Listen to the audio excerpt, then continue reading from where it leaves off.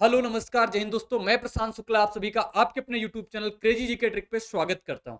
कैसे हो मित्रों? आई होप आप बहुत मस्त होंगे, अपने पढ़ाई में अच्छे तरीके से व्यस्त होंगे। जैसा कि अपन लोग पढ़ रहे हैं एसएससी जीडी 2024 के लिए, जिसका एग्जाम अपना फरवरी में होने वाला है, जो 20 फरवरी से अपना स्टार्ट है। देखिए अपने पास बहुत लिमिटेड समय है। मैंने कहा था मैं आपको एक 15 प्रैक्टिस सेट करवाऊंगा जिसमें 500 प्लस क्वेश्चन हो जाएंगे। इसमें आपका प्रैक्टिस नंबर 8 होने वाला है। और इसके साथ साथ हम क्या करते हैं, एक सेट लेते हैं कोई पीवाईक्यू का, उसमें से बीच में मैंने बहुत सारे क्वेश्चन डाल रखे होते हैं। होता क्या है, जैसे एक क्वेश्चन आता है उसके बीच में मैं उसके सैंपल क्वेश्चन भी डाल रखता हूं कि आपको तुरंत का तुरंत प्रैक्टिस हो जाए और कल को आपके एग्जाम में आपको उसी टाइप का कोई क्वेश्चन आ जाए तो आपको कोई परेशानी ना हो, आप उसी को कर पाए। और फिर भी लगे आपको कोई कमजोरी है तो फिर भी जाके आप क्या कर सकते हो, उसका कोई कंप्लीट चीज का आप रिवीजन कर सकते हो। इस पर्पज से मैंने इसको करवा रहे हैं। इसका सिर्फ मतलब ये नहीं है कि मैं 20 क्वेश्चन आपके सामने लेकर आऊं, 20 क्वेश्चन सॉल्व कर दूं। मेरे भाई इसका कोई मतलब नहीं है। आपको मैं बहुत सारे क्वेश्चन दिखाने का प्रयास करता हूं कि आप जितने ज्यादा क्वेश्चन से गुजरेंगे उतने ज्यादा आपका फायदा हो पाएगा। तो आपके सामने अब क्या बोल रहे हैं, प्रैक्टिस नंबर 8 है, शाम को 4 बजे होता है। उसके पहले हम आपको एक अपडेट दे दें कि अपने लिए क्या है, SSC GD 2024 600 plus question bank है। यानी कि 600 प्लस क्वेश्चन मैंने जो डिजाइन किए हुए हैं एसएससी जीडी के लिए, सिर्फ उसमें आपको टाइप वाइज यानी 600 क्वेश्चन में सारा का सारा मैथ कवर हो रहा है। वो चीजें हो जाएंगी, सारे के सारे टाइप हो जाएंगे, टोटली पीवाईक्यू बेस्ड है। यानी कि मैंने पीवाईक्यू को ध्यान में रखते हुए कि एग्जामिनर कितने ज्यादा क्वेश्चन बनाए हैं और कितने क्वेश्चन वो बना सकता है। यानी कि ज्यादा इसमें मैंने बहुत सारा कंटेंट नहीं डाला, लेकिन जितना कंटेंट डाला है ना वो लिमिटेड कंटेंट है। जब आप एग्जाम देने जाओगे और आपने अगर इसको सॉल्व कर रखा है ना, तो एक अलग लेवल का कॉन्फिडेंस आपका होगा। और अगर बात करें तो इसमें आपको सोल्यूशन भी मिल जाएंगे, मेरे हैंड रिटन सोल्यूशन आपको मिलेंगे जो कि मैंने करके आपको दिया हुआ है। कि रूट एप्लीकेशन पे मिल जाएगी आपको ये पीडीएफ। कोई समस्या है तो आप इस नंबर पे कॉल कर सकते हो, ठीक है। और अपनी side by side SSC GD की अपनी जीएस की क्लासेस चल रही हैं, जिसमें साहू सर आपको बहुत अच्छे तरीके से वो भी डिटेल में सारी चीजें बता रहे हैं। यानी कि मतलब जो क्वेश्चन आ चुका है वो तो दोबारा नहीं आएगा, लेकिन उसके आसपास के जो क्वेश्चन आने की उम्मीद है ना, वो भी देखे जा रहे हैं। बस इसी चीज का नाम होता है अपनी तैयारी करना। जो आ चुका है वो तो नहीं आएगा, लेकिन उससे रिलेटेड जरूर आ सकता है, तो उस चीज को पकड़ना ही तैयारी को समझना है। तो चलो बिना देरी किए हुए अपनी क्लास को स्टार्ट करते हैं। कि कह रहा है कि पहली 6 संख्याओं का औसत ज्ञात करें। अब पहली 6 संख्याओं का औसत है, अगर इसके पहले हम आपको सारी की सारी चीजें इससे रिलेटेड बता दें तो आपके लिए बहुत शानदार हो जाएगा। देखो क्या है, देखो आपके लिए क्या रहता है। तो ये तो क्वेश्चन है इसके। और अगर आपके सामने मैंने सारी की सारी चीजें लिख दी हैं, अब ये चीजें अगर एक बार में अपन पढ़ लेंगे तो कितना अच्छा हो जाएगा ना। सबसे पहले का एन प्राकृतिक संख्याओं का औसत क्या होता है। तो एन प्राकृतिक संख्याओं का औसत मेरे भाई क्या हो जाएगा, तो आप इसको लिख लो n+1/2 होता है। कितना होता है, n+1/2 होता है। और अगर आपसे वर्गों का औसत पूछ ले तो वर्गों का औसत क्या हो जाता है, तो वर्गों का औसत मेरे भाई होता है n+1 और 2n+1/6 होता है। ठीक है, ये साइड बाय साइड आप नोट करते जाओ कि आपके अगर संख्याओं का प्रथम n प्राकृतिक संख्याओं का औसत बोलेगा तो n+1/2 होता है। अगर वर्गों का औसत बोलेगा तो n+1 और 2n+1/6 होता है। ऐसे ही अगर आपसे घनों का औसत बोल देगा तो मेरे भाई घनों का औसत क्या हो जाएगा, बोलो घनों का औसत हो जाएगा n+1 का होल स्क्वायर और बटा का कितना हो जाएगा 4। ये हो जाएगा। ये किसका मैंने बता दिया आपको, जब प्रथम n प्राकृतिक संख्याओं का बोले। अब आपसे बोल दे अगर प्रथम n सम संख्याओं का औसत, प्रथम n प्राकृतिक सम संख्याओं का औसत कितना हो जाएगा, तो बोलोगे क्या हो जाएगा n+1 हो जाएगा। ऐसे ही अगर बोल दे प्रथम n सम संख्याओं के वर्गों का औसत, प्रथम n सम संख्याओं के वर्गों का औसत कितना हो जाएगा, तो बोलोगे n और 2n+1 और अपॉन कितना हो जाएगा अपना 3। n+1 और 2n+1/3 हो जाएगा। ठीक है, वर्गों का औसत ये हो जाएगा। और कितना हो जाएगा अपना, और इसके घनों का औसत अगर पूछ देगा कितना जो 2n और कितना, घनों का औसत 2n और कितना हो जाएगा n+1 हो जाएगा। ठीक है, ये चीजें क्लियर हो गई अपनी, बताओ यस या नो। ये क्या मैंने बताया आपको, सम संख्याओं का औसत बताया n+1 और सम संख्याओं के वर्गों का औसत क्या बताया n 2n+1 और घनों का औसत क्या बताया, 2n और n+1 का होल स्क्वायर, ये का होल स्क्वायर होता है अपना, ये हो जाता है, ठीक है। और अपना विषम संख्याओं का औसत बोलेगा तो क्या होता है, n होता है। और विषम संख्याओं के वर्गों का औसत क्या होता है, 2n+1 और 2n-1 अपॉन का 3 और बटा का कितना हो जाएगा 3। और यहाँ पे अगर घनों का औसत पूछ लेगा तो क्या होता है, घनों का औसत होता है मेरे भाई 2n² और माइनस का 1। ये सारे के सारे आपके सामने फार्मूले होते हैं, ये आपको तैयार होने चाहिए, ये सारे के सारे आपको फार्मूले होते हैं जो आपको तैयार होने चाहिए, ठीक है।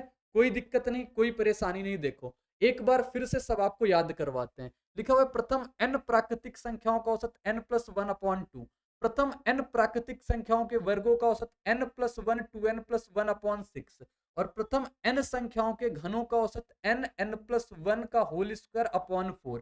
प्रथम n सम संख्याओं का औसत कितना हो जाएगा n+1। प्रथम n संख्याओं के वर्गों का औसत कितना हो जाएगा, तो वर्गों का औसत हो जाएगा, ये n नहीं, यहाँ पे आएगा अपना 2। तो 2n+1/3 और n+1, और इसका बोलेगा घनों का तो 2n+1 का होल स्क्वायर।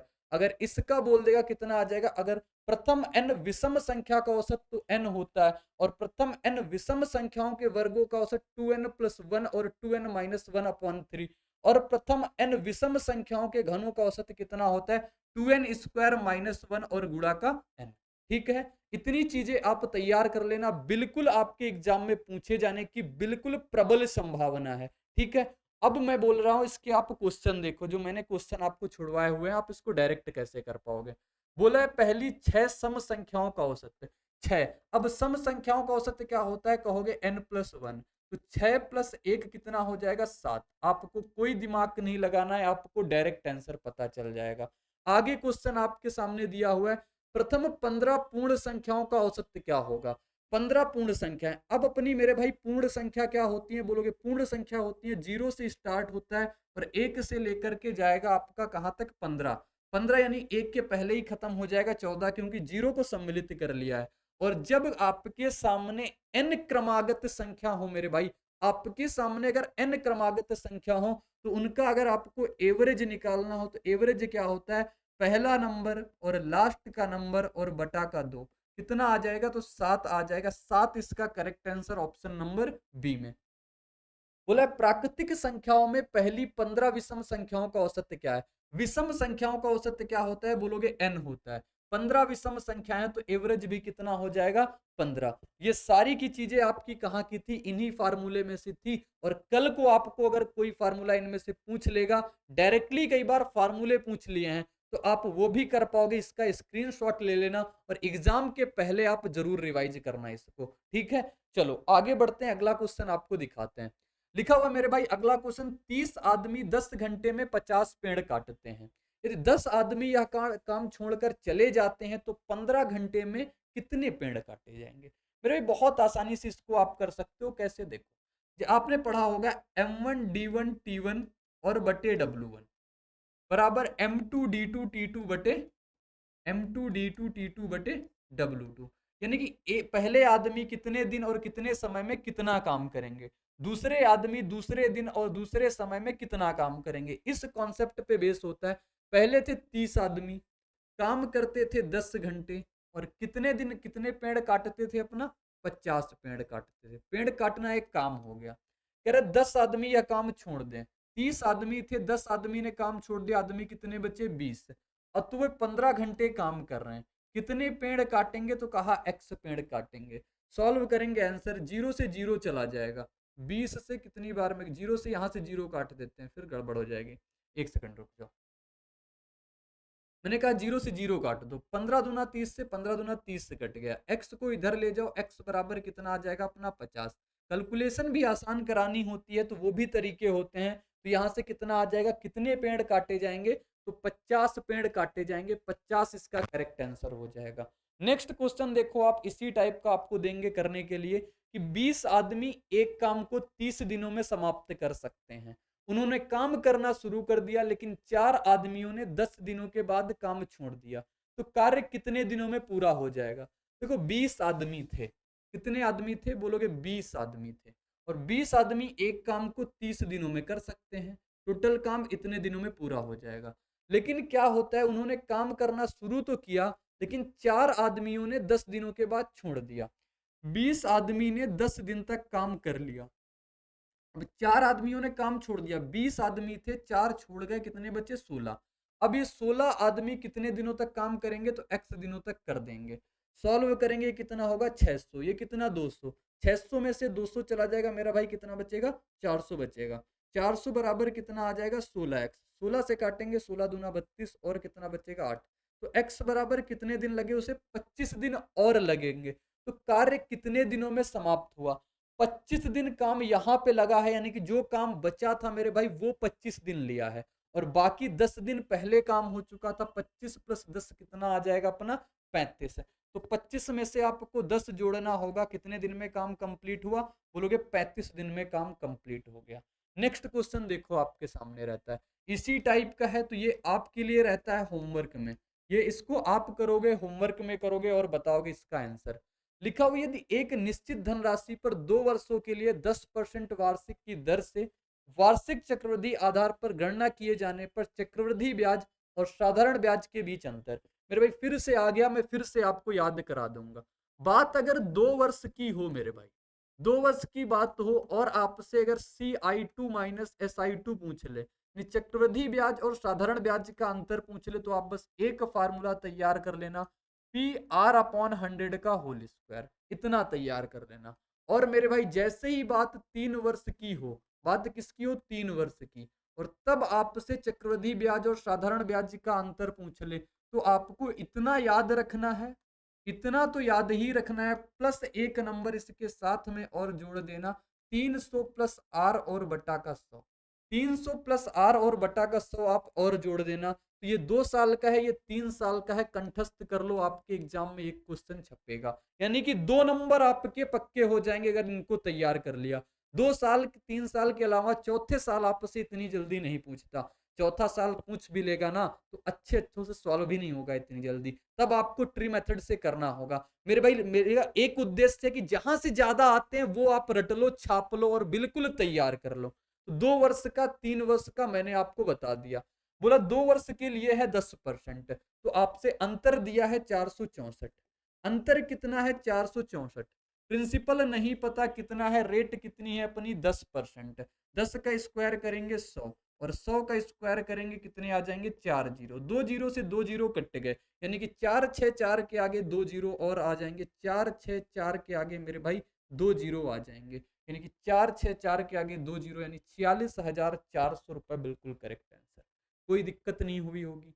इतनी जल्दी चीजों को रिवाइज करना है, इतनी जल्दी काम करना है। इस प्रैक्टिस सेट की यही खासियत है कि वो आपको सिर्फ एक क्वेश्चन नहीं बताता है, इसके साथ साथ आपको मल्टीपल क्वेश्चन, 2 साल की बात होगी तो आपको 3 साल भी तुरंत का तुरंत बताया जाएगा, और यही नहीं आपको 2 क्वेश्चन और भी दिखाए जाएंगे।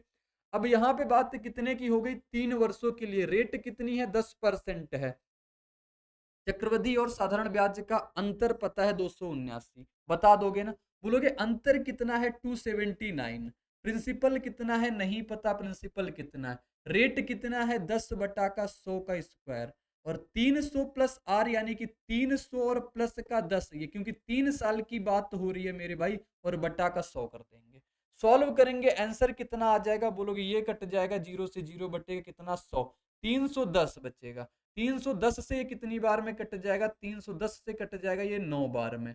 9 बार में कट गया, तो 9 बराबर आ जाएगा P बटा का 100 और गुड़े का 1 बटा का 10। तो 9 के आगे 3 जीरो लग जाएंगे, P की वैल्यू कितनी आ जाएगी? 9000। मेरे भाई बहुत शानदार तरीके से, आप बहुत आसान तरीके से करोगे। ये आपको 2 साल का बोला है। अब जब 2 साल का बोला है, तो मैंने एक बता दिया है, आपके लिए रहता है होमवर्क के लिए। तो आप करके बताओ इसका करेक्ट आंसर क्या हो जाएगा। नेक्स्ट क्वेश्चन आपको दिखाते हैं। एक वस्तु का अंकित मूल्य क्रय मूल्य से 25% अधिक है। अंकित मूल्य क्रय मूल्य से अधिक है। 10% लाभ अर्जित करने के लिए विक्रय मूल्य पर कितनी परसेंट की छूट देनी चाहिए? 10% को उसको प्रॉफिट चाहिए, तो कितनी छूट देना चाहिए? देख लो भाई, देखो, वस्तु का अंकित मूल्य, मैंने आपको एक चीज बताया, आप एक चीज तैयार कर लो, एमपी बटे सीपी पे आप जब कभी भी डिस्काउंट दोगे तो आपको क्या मिलता है, एसपी बटा का सीपी। क्रय मूल्य से 25% अधिक है, 25% अधिक है यानी 4 पे 1 अधिक है मेरे भाई, कितना हो गया, 5। डिस्काउंट कितना दिया नहीं पता, डिस्काउंट फ्रैक्शन कितना है, और प्रॉफिट कितना ले लिया, 10% का। 10% यानी 10 पे 1 का प्रॉफिट 11 हो गया। 2 से काट लो 2 बार में, 2 से काट लो 5 बार में। डिस्काउंट फ्रैक्शन कितना आ जाएगा, 11 गुणा 2 यानी कि मेरे भाई 22, और 5 गुणा 5 यानी कि 25। यानी कोई चीज 25 थी, 25 की 22 की आप दे रहे हो, तो डिस्काउंट कितने का दे दिया, 3 का डिस्काउंट दे दिया, किस पे, 25 पे, और गुड़े का 100। 3/25 गुड़े का 100, 25 से कटेगा 4 बार में, और 4 गुणा 3 यानी कि 12%। बहुत ही बढ़िया क्वेश्चन, बहुत ही आसान क्वेश्चन, और बहुत ही शानदार जवाब। ठीक है, बोलो क्लियर है चीजें, क्लियर है चीजें, तो आगे बढ़ेंगे। आगे बढ़ेंगे, क्वेश्चन नंबर 5 क्या कहता है, 9 संख्याओं का औसत 15 है, यदि पहली 5 संख्याओं का औसत 13 का है, और अंतिम 5 संख्याओं का औसत मेरे भाई 17 का है, तो पांचवी संख्या क्या होगी।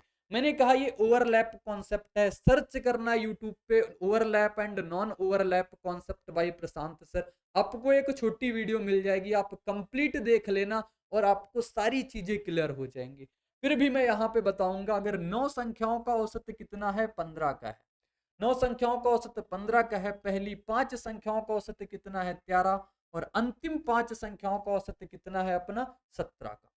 तो मेरे भाई एक चीज आप देखना यहाँ पे, ये 15 ये कितना ज्यादा है, ये इससे कितना ज्यादा या कम है, बोलोगे 15 से 13 कितने की कमी है, 2 की। 2 की कमी कितने पे, तो 5 पे, बोलोगे 2 5 यानी माइनस का 10 का फर्क डालेगा। ये 15 से 17 कितना ज्यादा है मेरे भाई, मैंने बोला प्लस का 2, कितने पे, तो 5 पे, यानी कि प्लस का 10 आ जाएगा। ओवरऑल अगर इसका हम डेविएशन चेक करेंगे, ओवरऑल कितना फर्क आया, डेविएशन मतलब कितना फर्क आया, तो कितना फर्क आया, -10 प्लस का 10 यानी 0। नहीं, एवरेज में कोई फर्क नहीं आया, 15 था, 15 में से 0 का फर्क, यानी कि अपना आंसर कितना आ जाएगा, 15। अपना आंसर कितना आ जाएगा मेरे भाई, बोलोगे 15 आ जाएगा, तो 15 बिल्कुल करेक्ट आंसर हो जाएगा। नेक्स्ट क्वेश्चन आपके लिए रहेगा, आप इसको करके बताना, ये 2 क्वेश्चन है, आप इसको करके बताओगे कि 13 संख्याओं का औसत अगर 30 है, इन संख्याओं में पहले 7 का औसत अगर 32 है, अंतिम 7 का औसत 26 है, तो 7वीं संख्या क्या है, बताना जल्दी से। इधर भी लिखा हुआ है 17 संख्याओं का औसत अपना 45 है, पहले 9 संख्याओं का औसत अगर 51 का है, अंतिम 9 संख्याओं का औसत अगर 36 का है, तो 9वीं संख्या बताओ क्या हो। दोनों क्वेश्चन है, ये दोनों क्वेश्चन आपके लिए होमवर्क का है मेरे भाई, कर लेना ईमानदारी के साथ, अगर जीडी भी चाहते हो कि आपका हो जाए। आगे बढ़ेंगे, आपको अगला क्वेश्चन दिखाएंगे, लिखा हुआ है बेलनाकार की क्षमता। बेलन आ गया तो मेरा एक उद्देश्य है, सबसे पहले आपको बेलन रटवा दूं, बेलन के सारे फार्मूले, और हर प्रैक्टिस सेट में ये होता है कि बेलन आता है या शंकु आता है या गोला आता है, और मैं उसको सारे के सारे फार्मूले बता देता हूं। बेलना का आयतन क्या होता है, तो बेलन का आयतन होता है पाई आर स्क्वायर एच। बेलन का अगर कॉर्ड सरफेस एरिया बोले, या सी एस ए या एल एस ए बोल दें, वो क्या होता है, यानी वक्र पृष्ठ कितना होता है, तो मेरे भाई 2 पाई आर एच का होता है। अगर मैं इसका संपूर्ण पृष्ठ बोल दूं, टी एस ए बोल दूं, मेरे भाई कितना होता है वो, तो बोलोगे 2 पाई आर और एच प्लस का आर होता है। आपसे कहा टैंक की क्षमता, टैंक की क्षमता यानी कि उसके आयतन की बात कर रहा है मेरे भाई। आयतन, आयतन कितना है, पाई आर स्क्वायर एच, और पाई आर स्क्वायर एच की वैल्यू कितनी है, 5 6 और 3 और 2, 5 6 3 2 है। कहा इसके आधार का व्यास अगर 8 है, व्यास यानी कि d बराबर क्या होता है अपना 2r होता है, इसको भी तैयार रखना। व्यास अगर 8 सेंटीमीटर का है, रेडियस अपनी 22/7 की है, आर अपना 8 सेंटीमीटर, आर व्यास अगर 8 सेंटीमीटर को, तो रेडियस 4 सेंटीमीटर, 4 का स्क्वायर इतना करेंगे। आपसे पूछा इसकी ऊंचाई बताओ यानी कि गहराई बताओ, सॉल्व कर देंगे मेरे भाई और आंसर तक पहुंच जाएंगे। देखो कैसे, देखो कैसे मेरे भाई, तो किससे काट देते हैं, सबसे पहले इसको काटते हैं 4 से, 4 से कटेगा एक बार में, 4 चौको 16, और 4 से कटेगा ये 8 बार। ठीक है, कोई दिक्कत नहीं। अभी और 4 से कटेगा, 4 से कटेगा 3 बार में 12, 4 पंचे 20 और 2। फिर किससे कटेगा ये, फिर कटेगा ये 22 से, 22 से कट जाएगा, 22 एक कम 22 से कटेगा, और 22 6 का 132, 16 सत्ते कितना होता है 112, तो h बराबर कितना आ जाएगा 112। 112 ऑप्शन डी में था मेरे भाई, ऑप्शन डी इसका बिल्कुल करेक्ट आंसर हो जाएगा। इस टाइप से आप जल्दी जल्दी से कैलकुलेशन करो। यहाँ पे आप जितनी जल्दी जल्दी कर सकते हो ना उतनी जल्दी जल्दी करो, क्योंकि एग्जाम में जब आपके सामने पेपर आता है तो आपकी मेंटेलिटी क्या होती है, पेपर को बहुत जल्दी करेंगे नहीं टाइम कम पड़ जाएगा। और जब पहली बार कोई चीज अप्लाई करने जाते हो तो वो सही नहीं बैठती। आपको प्रैक्टिस सेट में ये चीजें लानी है, प्रैक्टिस सेट में जितनी जम के गलतियां कर सकते हो कर लो, क्योंकि यही गलती करने का वक्त है। गलती जब होंगी तभी तो आप उसको सुधारोगे। गलती पे काम कर लेना, आप समझ लो आप सफलता की पहली निशानी। आगे बढ़ेंगे, आपको अगला क्वेश्चन दिखाएंगे। लिखा हुआ है, यदि एक व्यक्ति 11 घंटे में धारा की दिशा में 88 किलोमीटर, धारा की दिशा में 88 किलोमीटर तक और 12 घंटे में धारा की विपरीत दिशा में 72 किलोमीटर तक नाव चला सकता है, धारा की चाल बताओ। देखो, जब धारा की दिशा में कोई जाती है तो धारा की दिशा में क्या होता है, नाव की चाल यानी बोट की चाल प्लस वाटर की चाल होती है। और धारा की जब विपरीत दिशा में जाती है तो बोट की चाल माइनस वाटर की चाल हो जाती है। ये दिशा की बात कर रहे हैं हम, और ये किसकी बात कर रहे हैं हम, विपरीत दिशा की बात कर रहे हैं। ध्यान देना मेरे भाई जो बात हम बोल रहे हैं। कह रहे 11 घंटे में धारा की दिशा में 88 किलोमीटर, दूरी बटा समय अपना क्या होता है, चाल होता है। दूरी बटा समय मेरे भाई क्या होता है, चाल होता है। तो यहाँ पे दूरी कितना है बोलोगे, 88 किलोमीटर की, समय कितना रहेगा 11, तो 88/11 करोगे तो उसका समय, उसकी चाल कितनी आ जाएगी, 8। और ये 8 चाल आ गई किसकी, बोट और वाटर की। ठीक है। फिर कह रहा है 12 घंटे में धारा की विपरीत दिशा में 72 किलोमीटर जा रहा है मेरे भाई 12 घंटे में, उसकी चाल कितनी होगी, यानी कि 6 किलोमीटर पर घंटा। आपसे क्या बोला है तो बताओ, धारा की चाल, यानी वाटर की चाल बोल दिया है मेरे भाई। जब वाटर की चाल आपसे बोल दिया है तो वाटर की चाल बोला, यानी डब्लू निकालना है, तो मैंने कहा डब्लू निकालना है तो घटा के आधा, घटा के आधा, 8 में से 6 जाएगा, बचेगा 2, और 2/2 कर दोगे कितना आ जाएगा, 1 kilometre. 1 kilometre per hour water की चाल आ जाएगी। और अगर यहाँ पे बोट की चाल बोल देता मेरे भाई तो जोड़ के आधा कर देते, जोड़ के आधा।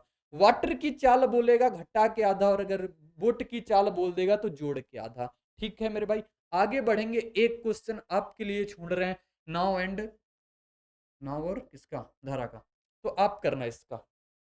ठीक है, बहुत बढ़िया। आगे बढ़ेंगे, अगला क्वेश्चन रहता है, एक स्टोर में रेट 28,500 की एमआरपी वाली वस्तु छूट के बाद 27,645 कीमत पर उपलब्ध है, तो उस वस्तु पर दी गई छूट का प्रतिशत कितना है, बता सकते हो ना कितनी छूट। 28,500 की चीज 27,645 में मिल रही, कितने की छूट दिया बोलोगे, छूट दे रहा है 10 में से 5 गया 5 बचेगा, और 9 में से 4 गया 5 बचेगा।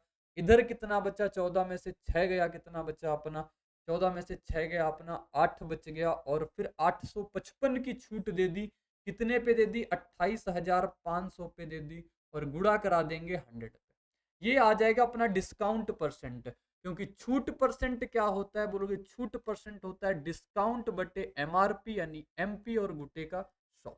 भाई ये चीज होती है, सॉल्व करेंगे आंसर आ जाएगा, देखोगे कितना कितना, 2 जीरो से 2 जीरो जाएगा। ये इसका कितने गुना लिखा है बोलोगे, 3 गुना लिखा हुआ है, 3% करेक्ट आंसर।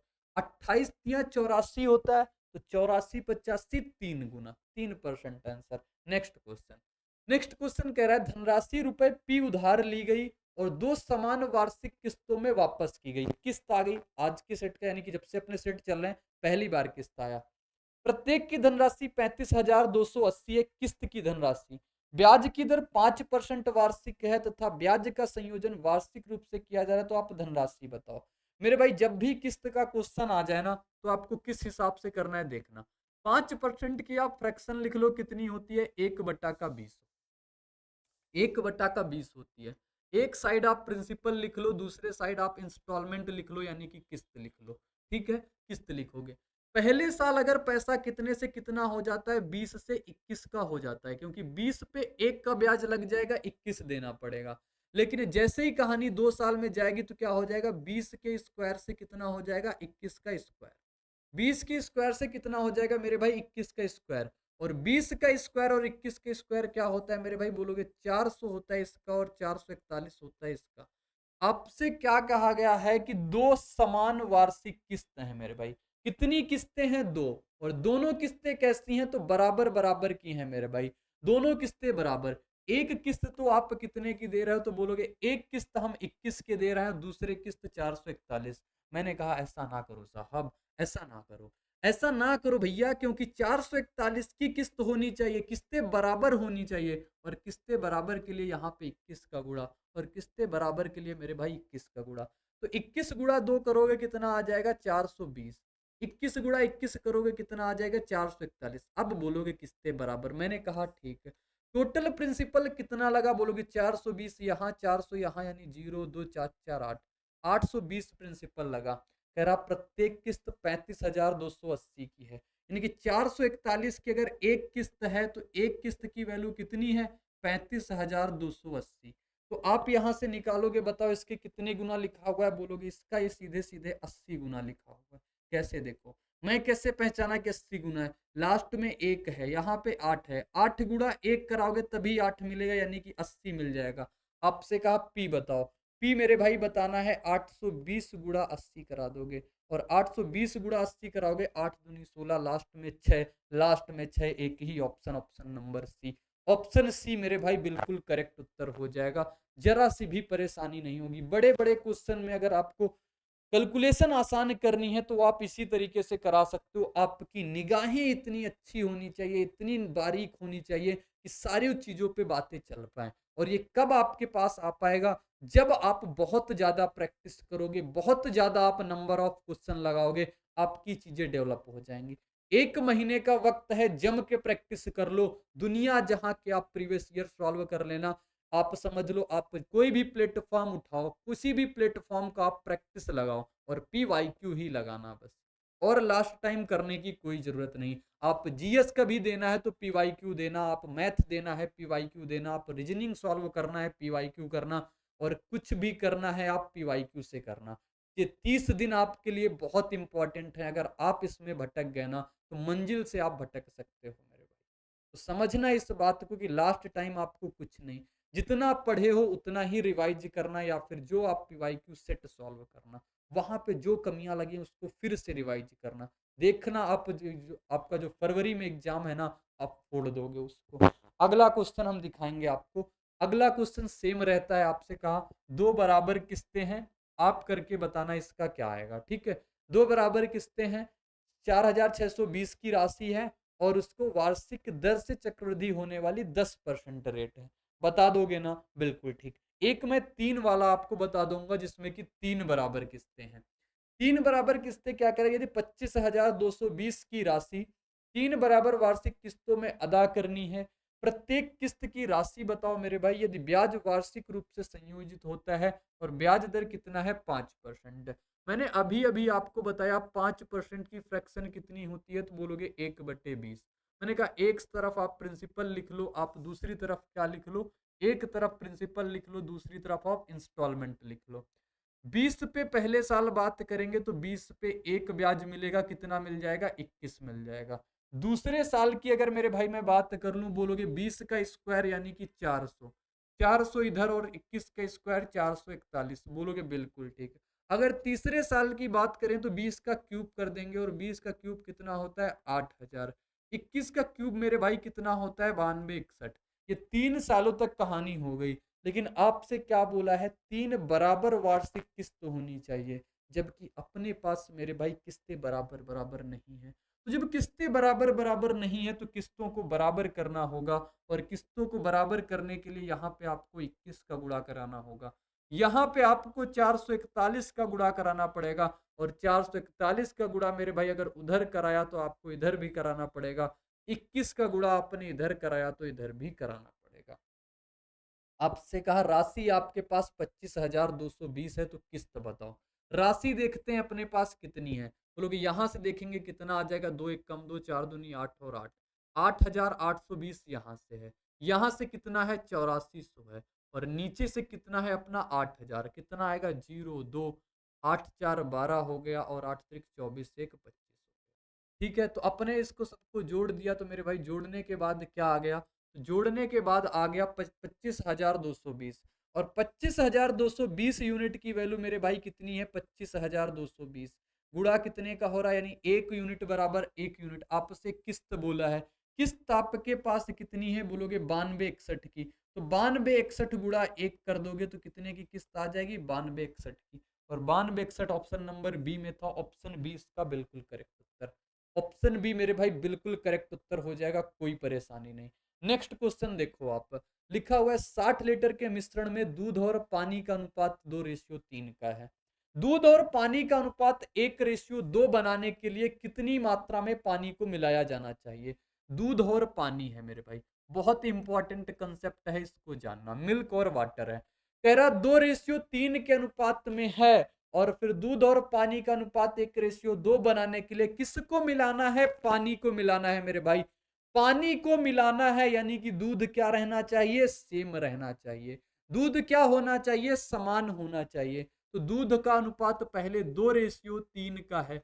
अब दूध और पानी कितना हो गया, 1:2। बताओ क्या दूध दूध अपना सेम है, बोलोगे नहीं भैया दूध दूध सेम नहीं है। तो मैंने कहा सेम करा लो, मिल्क यहाँ पे 2 है तो मिल्क यहाँ पे भी 2, और 2 बनाने के लिए 2 का गुणा मेरे भाई, यहाँ पे भी 2 का गुणा। तो अब नया रेशियो क्या बन जाएगा, बोलोगे नया रेशियो बन जाएगा 2:4। कितना लिख देंगे इसको, तो इसको लिख देंगे 2:4। एक सेकेंड, बस गड़बड़ सी, बस एक सेकंड रुक जाओ, आता है भी। ये 2:3 था, अब कितना मैंने कहा बन जाएगा, 2:4। कितने यूनिट आपने पानी मिलाया, 2 से 4 हो गया, यानी 1 यूनिट। 1 यूनिट की वैल्यू बताना है, जब से कह रहा है कि शुरुआत में 60 लीटर का मिश्रण था। 3 2 5, 5 यूनिट की वैल्यू मेरे भाई अगर 60 है तो 1 यूनिट की वैल्यू कितनी आ जाएगी, 12। आपसे कह रहा है 1 यूनिट की वैल्यू बताओ, और 1 यूनिट की वैल्यू कितनी हो जाएगी, 12 लीटर। 12 लीटर ऑप्शन सी में था। ऑप्शन सी बिल्कुल करेक्ट आंसर मेरे भाई, ऑप्शन सी बिल्कुल करेक्ट आंसर है। ठीक है, नेक्स्ट क्वेश्चन दिखाते हैं आपको। अगला क्वेश्चन सेम और सेम वैसा ही है, आप करना इसको, आप करना इसको और बताना इसका आंसर क्या आया। बस बात एक ध्यान रखना, इसमें मिला किसको रहे हो, अगर जिस किसी को आप छेड़छाड़ नहीं कर रहे हो उसको आप सेम कर लेना। जैसे पीछे वाले में दूध के साथ मैंने कुछ नहीं किया, तो दूध को सेम होना चाहिए मेरे भाई। तो ये चीज हो गई। आगे बढ़ते हैं, आपको अगला क्वेश्चन दिखाते हैं। सेम वही टाइप है, दूध और पानी का अनुपात ये है। कुछ और दूध मिलाने पर, इसमें अब की बार दूध मिला दिया गया, यानी कि पानी सेम होगा।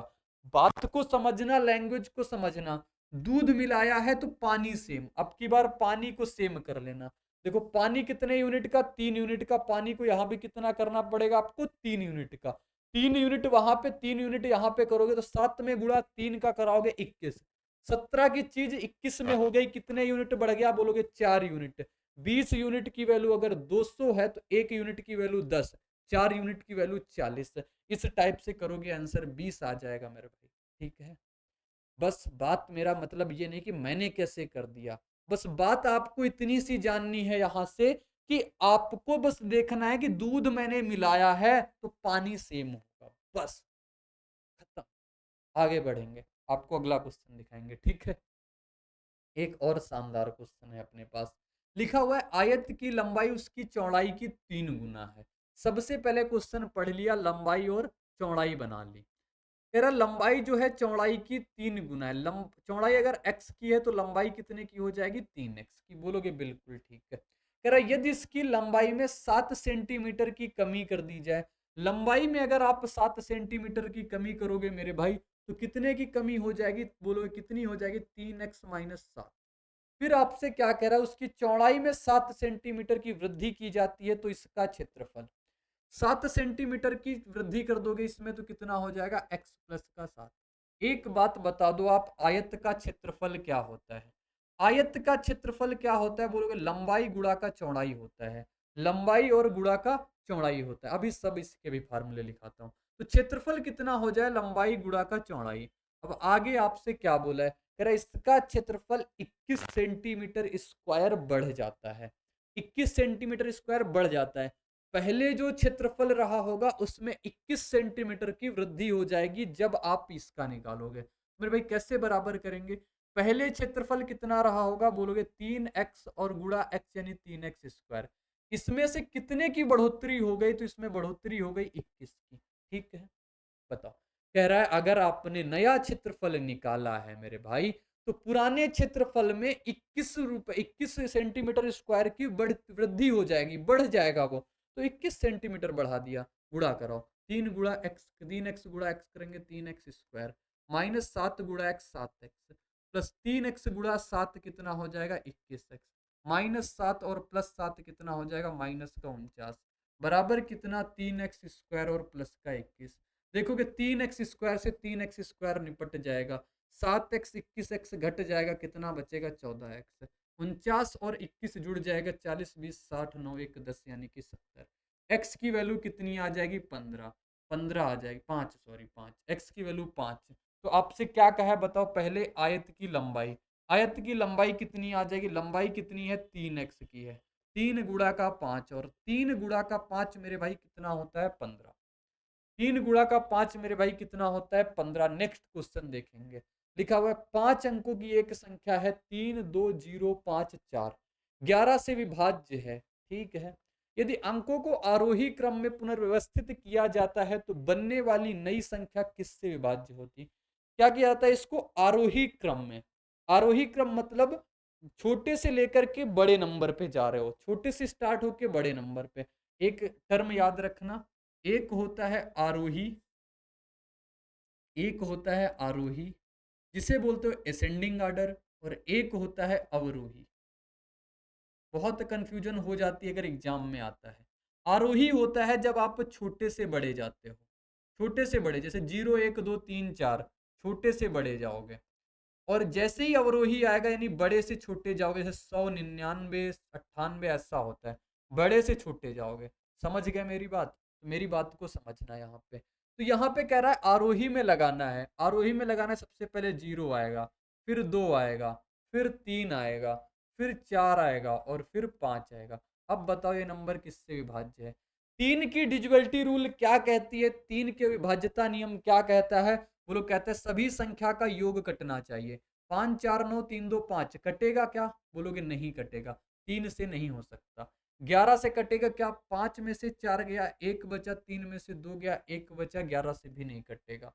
5 से कटेगा क्या, बोलोगे 5 से बिल्कुल कट जाएगा, क्योंकि 5 की डिजिबिलिटी कहती है कि लास्ट का अंक जो होना चाहिए वो 0 या 5 होना चाहिए। लास्ट का अंक कितना होना चाहिए मेरे भाई, 0 या 5 का होना चाहिए। नेक्स्ट क्वेश्चन देखते हैं, लिखा हुआ है चतुर्थानुपाती पूछ लिया मेरे भाई, रोज आता है ऐसा, मैंने कई बार आपको फार्मूले बताए, आज फिर से बताऊंगा। मध्यानुपाती पूछेगा, आपको फार्मूला याद रखना है अंडर रूट ए बी, दोनों नंबर का अंडर रूट निकाल देना है। और आपसे जैसे ही कहे तृतीय अनुपाती बताओ मेरे भाई, तो आपको क्या निकाल देना है, बी स्क्वायर अपॉन का ए। और लेकिन जैसे ही आपसे चतुर्थानुपाती पूछेगा, आप क्या बता दोगे मेरे भाई भाइयों, बता दोगे बीसी बटा का ए, बीसी बटा का ए। सारी चीजें इस क्लास में सारी की सारी चीजें याद हो जाएंगी, बस पेशेंस रखो, आप बस करते जाओ, पीडीएफ मिलती है आपको, उस पीडीएफ को रिवाइज कर लेना, कुछ और जरूरत नहीं पड़ेगी। जब तक जीडी आएगा ना तब तक आप देखना, आपको कुछ करने की जरूरत नहीं है और सारी चीजें आपकी क्लियर हो जाएंगी। तो बोला चतुर्थानुपाती, मैंने कहा चतुर्थानुपाती फार्मूला क्या होता है, बीसी बटा का ए। बी कितना है 48 और सी कितना है 90 का, और ए मेरे भाई कितना है 36। 12 से काटो 3 बार में, 12 से काट देंगे कितने बार में, 4 बार में। 3 से कटेगा 30 बार में, 30 गुणा 4 कितना 120। ऑप्शन ए करेक्ट है। ये फार्मूले हैं जो आपको तैयार कर लेना है, ये फार्मूले आपको याद कर लेने हैं, ठीक है। आगे बढ़ेंगे, अगला क्वेश्चन जो है एक जीडी में पूछा हुआ बहुत शानदार क्वेश्चन है भाई। लिखा हुआ है मुनाफ, देख रहे हो ये जगह नहीं बची पूरे बोर्ड में। ये क्वेश्चन सिर्फ इसलिए आता है कि आपको परेशान किया जा सके, आपको बिल्कुल दबाव में डाला जा सके, क्वेश्चन इतने बड़े भी आते हैं। लिखा हुआ है मुनाफ और सूर्या एक वृत्ताकार पथ पर एक ही बिंदु से एक साथ दौड़ना स्टार्ट करते हैं और वे उस पथ पर समान दिशा में दौड़ते हैं। इसके पहले भी जो सर्कुलर रेस के क्वेश्चन है तो मैंने आपको एक चीज बताई थी, सर्कुलर रेस से 3 टाइप के क्वेश्चन बनते हैं। वो क्वेश्चन क्या थे, एक बार मैं मुंह से बोल रहा हूँ, आपको सुनना है। मैंने कहा जब सर्कुलर रेस से अपने क्वेश्चन बनेंगे तो सबसे पहला क्वेश्चन बनता है वे पहली बार कब मिलेंगे। तो पहली बार कब मिलेंगे, तो यानी कि आपको ध्यान रखना है कि वे समान दिशा में चल रहे हैं या विपरीत दिशा में चल रहे हैं। और जब अगर समान दिशा में चल रहे हैं तो उनकी रिलेटिव स्पीड क्या हो जाएगी, बोलोगे माइनस, आपस में घट जाएगी। लेकिन जैसे ही वो विपरीत दिशा में चल रहे होंगे यानी उनकी रिलेटिव स्पीड क्या हो जाएगी, प्लस हो जाएगी। समझ में आया ना? और जब कभी ये तो हो गई जब पहली बार मिलेंगे, और फिर आपसे कहेगा वो सेम पॉइंट पे कब मिलेंगे, यानी कि जहां से स्टार्ट किया वहीं पे कब मिलेंगे। तो आप वहां पे क्या बताते हो, जितने लोग हैं उनकी एलसीएम निकालेंगे, लासा निकालेंगे, उनके समय का लासा निकालेंगे और बता देंगे कितने समय बाद वो मिलेंगे। चलो उसके बाद आते हैं अपने क्वेश्चन पे। उस वृत्ताकार पथ के जिस बिंदु पर वे 31वीं बार मिलते हैं, यानी कि पहले तो वो 31वीं बार मिले, उसी बिंदु पर वे 43वीं बार मिलते हैं। यानी कि पहला जो उन्होंने मीटअप किया, तो पहला मीटअप वे 31 बार में किया और दूसरा मीटअप उन्होंने 43 बार में किया। इसके बीच में ये आपस में मिले नहीं। समझ रहे हो? उसी बिंदु पर, सॉरी, बोले कि उसी बिंदु पर, जैसे सपोज डेट ये रहा अपना सर्कल, ये सर्कल है, ये अगर यहाँ पे मिले हैं दोनों लोग ए और बी, ये 31वीं बार पे मिले हैं। कब मिले हैं? तो 31वीं बार पे मिले हैं। अब अगेन जब ए और बी मिल रहे हैं उसी बिंदु पर, तो कितनी बार पे मिल रहे हैं? 43वीं बार मिल रहे हैं। यानी कि कितने राउंड के बाद मिले बताओ? बोलो कितने राउंड के बाद मिले? तो 12 राउंड के बाद मिल पाए, यानी कि 12 चक्कर लगाने के बाद वे उसी बिंदु पर मिल पाए। आगे क्या कह रहा है? यदि तेज दौड़ने वाले लड़के की चाल और धीमे दौड़ने वाले लड़के की चाल n/1 है, n/1, मेरे भाई एक बात बताओ, जब वे एक दिशा में दौड़ रहे हैं ना, समान दिशा में, और जब समान दिशा में होती हैं तो उनकी चाल क्या हो जाती है? माइनस हो जाती है। तो n एक प्राकृत संख्या है, तो कौन सा n का संभावित मान नहीं। मैंने कहा चक्कर कितने लगे? 12। रेशियो क्या दे दिया इन्होंने? n/1 दे दिया। यानी कि n/1 जो आएगा, इन दोनों का जो माइनस होगा रेशियो का, वो कोई ना कोई 12 का एक फैक्टर होगा। क्या होगा? 12 का एक फैक्टर होगा। और 12 का फैक्टर यानी कि 12 का मल्टीपल, बहुत ध्यान से समझना। ऑप्शन पे जाएंगे, देखेंगे 6 उठा के, 6 माइनस 1 5, 5 से क्या 12 कटेगा? बोलोगे नहीं कटेगा, ये नहीं हो सकता। 5 को रखेंगे, 5 माइनस 1 4, 4 से 12 कट जाएगा, बोलो कट जाएगा, ये 5 हो सकता है। 3 रखे देखेंगे, 3 माइनस 1 2, 2 से 12 कट जाएगा, बोलोगे 3 से भी कट जाएगा। और 4 रख के देखेंगे, 4 माइनस 1 3, 3 का गुणा 4 के साथ कराएंगे, 12 4 से भी कट जाएगा। तो आपसे कह रहा है n का संभावित मान नहीं है, तो कौन सा नहीं है? 6 नहीं। ये लॉजिकल रीजनिंग का क्वेश्चन कह सकते हो इसको, कि हाँ एक रीजनिंग टाइप का क्वेश्चन है, एक बढ़िया क्वेश्चन हम इसको बोलेंगे। अगर दिमाग नहीं चलाना उस टाइम, तो ऐसे क्वेश्चन को बनाना बेहद मुश्किल है। अगला क्वेश्चन दिखाएंगे। अगला क्वेश्चन कहता है, दो उम्मीदवारों के बीच एक चुनाव में डाले गए मतों के 64% मत प्राप्त करने वाला व्यक्ति 4340 मतों से निर्वाचित होता है। मतों की कुल संख्या कितनी है, यदि मानते हुए कि सभी डाले गए मत वो। मान लेते हैं 100% मतदान होना था, मतदाता सूची 100%, एक जो विजेता है और एक जो हारने वाला है। विजेता को 64% मत मिलते हैं, तो हारने वाले कितने मिले होंगे? बोलोगे 100 माइनस 64 यानी कि 36%। कितने से जीत रहा है ये बंदा? बोलोगे 64 मिले, 36 इसको मिले, जीता कितने से? 14 में 6 जाएगा 8, 5 में 3 जाएगा 2। 28% की वैल्यू कह रहा है कि वो कितने मतों से जीत गया है? 4340 से।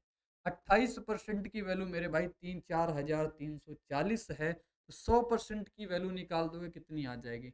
28 से कटेगा एक बार में, कितना बच गया? 13 में 8 जाएगा, 5 और 4, तो क्या कुछ कट पाएगा? इसका कंप्लीट बताओ। 48 होता है, फिर 3 जीरो आएंगे। अभी तो मुझे कुछ क्लियर नहीं हो रहा है, रुको, अच्छा मैं इसको फिर से काटूंगा। तो 28% की वैल्यू अगर कितनी है? 4340, 14 से काट लो, 14 से कटेगा दो बार में, 14 तिया 42, 14 एक कम 14, और 2 से कटेगा 2 एक बार में, कितना बचा? एक, 2 पंच 10 और 2 पंच 10, कितना आ जाएगा? 155। 155 के आगे 2 जीरो लग जाएंगे, कितना आ जाएगा? Option number B. Option B मेरे भाई बिल्कुल करेक्ट हो जाएगा। नेक्स्ट क्वेश्चन देखेंगे, और यही होगा अपना किसका? इलेक्शन का क्वेश्चन। बहुत ही पसंदीदा रहा है टॉपिक ये किसका? एग्जामिनर का। एक चुनाव में दो उम्मीदवारों ने भाग लिया, 10% मतदाताओं ने अपने वोट नहीं डाले, 10% वोट अवैध भी हो गए।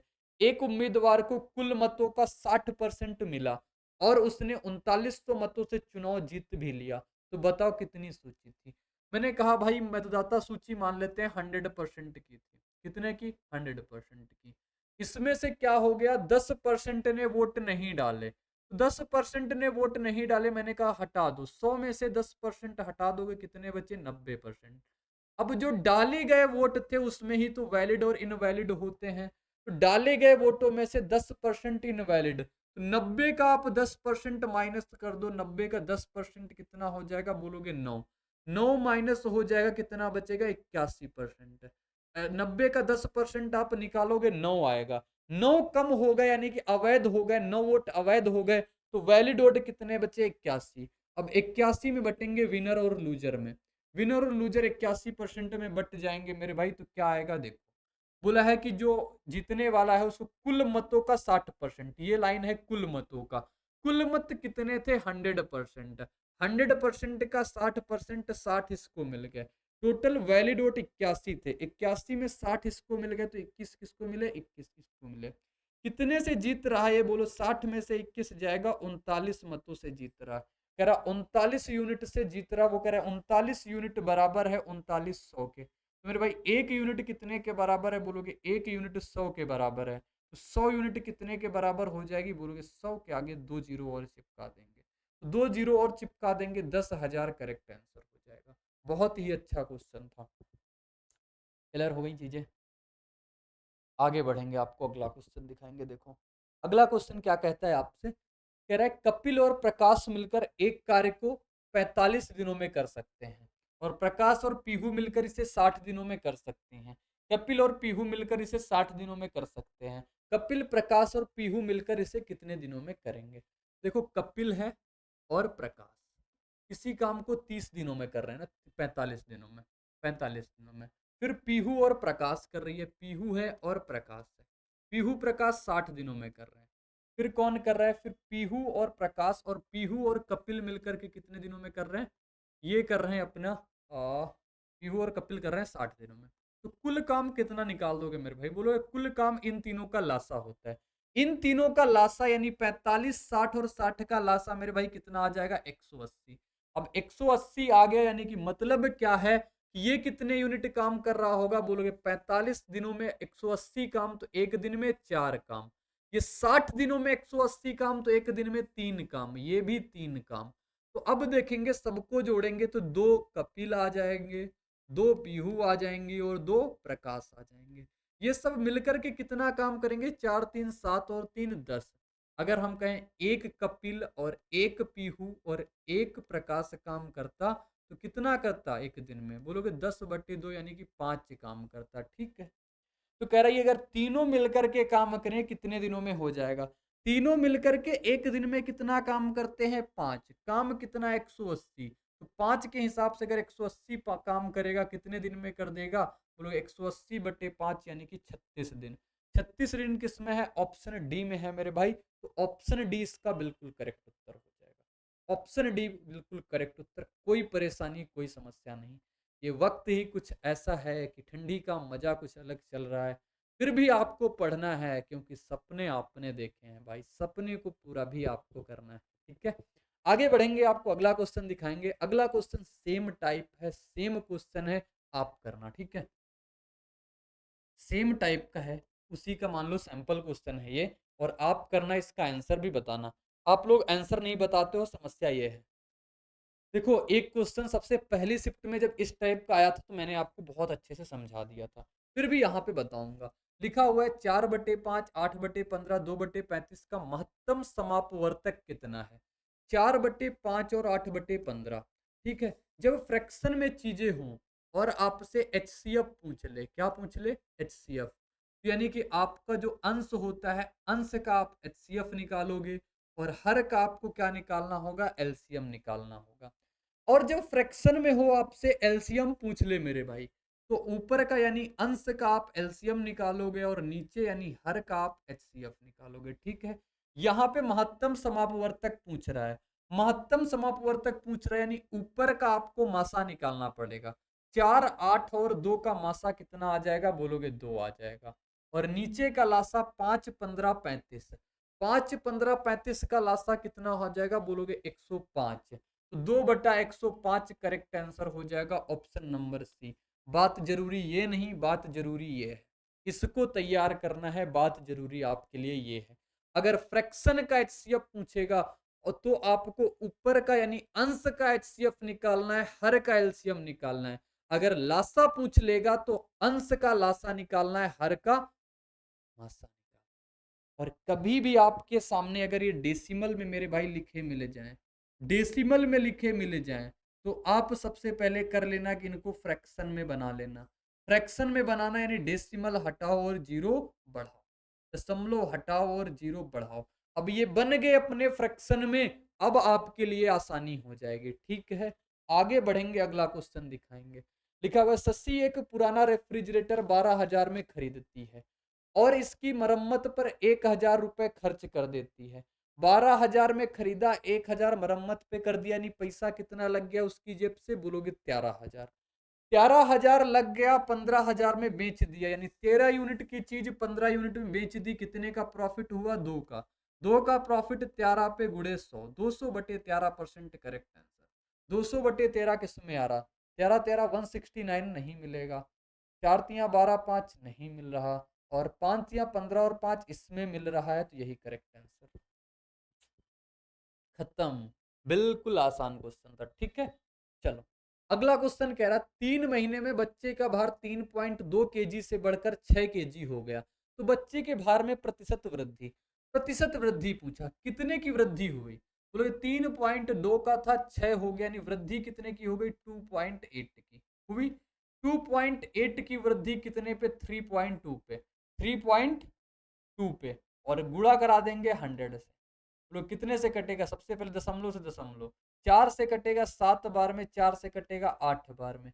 1/8 12.5%, और 4/8 कितना हो? 7/8 कितना हो जाएगा?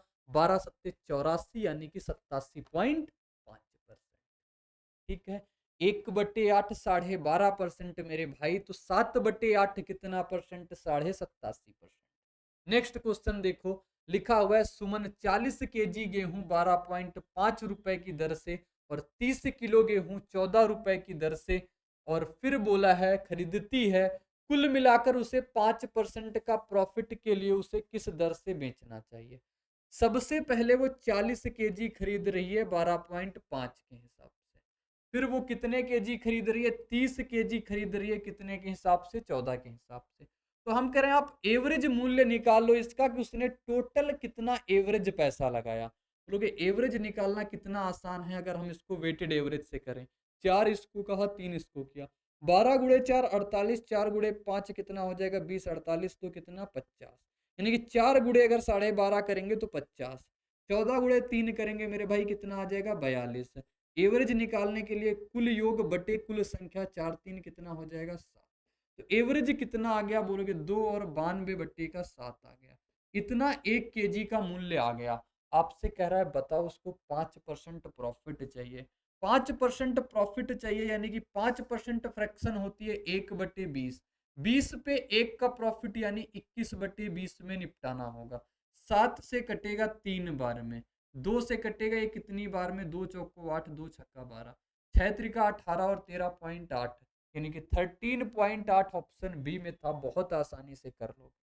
ठीक है, तो चलो आज की अपनी पूरी कंप्लीट क्लास हो गई, जिसमें मैंने 20 क्वेश्चन किए, और 20 क्वेश्चन के साथ साथ कुछ बहुत ही इंपॉर्टेंट चीजें जो फार्मूले से रिलेटेड होती हैं वो मैं एक क्वेश्चन में जान लेते हैं, और सारे के सारे क्वेश्चन कर भी लेते हैं। ठीक, कुछ क्वेश्चन आपके लिए जो होमवर्क में देते हैं उसको आपको करना है, आपको करना चाहिए भाई।